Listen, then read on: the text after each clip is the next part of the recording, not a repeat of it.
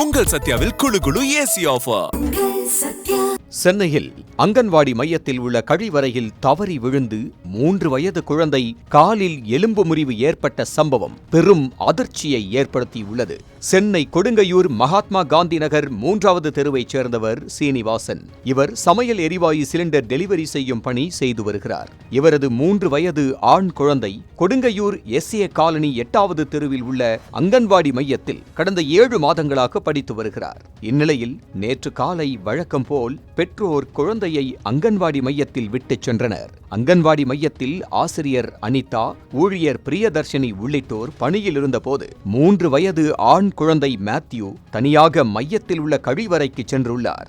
அப்போது கழிவறையில் கால் தவறி விழுந்ததில் குழந்தைக்கு 2 கால்களிலும் எலும்பு முறிவு ஏற்பட்டுள்ளது. குழந்தையின் அழுகை சத்தம் கேட்டு ஓடிச் சென்ற அங்கன்வாடி ஊழியர்கள் குழந்தையை மீட்டு உடனே பெற்றோருக்கு தகவல் தெரிவித்தனர். பதறி அடித்துக் கொண்டு வந்த பெற்றோர் குழந்தையை அழைத்துச் சென்று பெரியார் நகர் அரசு மருத்துவமனையில் சிகிச்சைக்காக சேர்த்தனர். காலில் எலும்பு முறிவு ஏற்பட்ட குழந்தைக்கு மருத்துவர்கள் அறுவை சிகிச்சை செய்ததை அடுத்து குழந்தை மருத்துவமனையில் சிகிச்சை பெற்று வருகிறார்.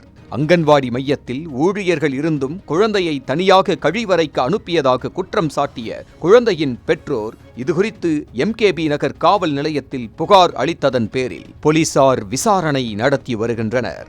அதேபோல் கழிவறையில் வழுக்கி விழுந்தால் எப்படி 2 கால்களில் எலும்பு முறிவு ஏற்படும் என்ற சந்தேகமும் எழுந்துள்ளது குறிப்பிடத்தக்கது.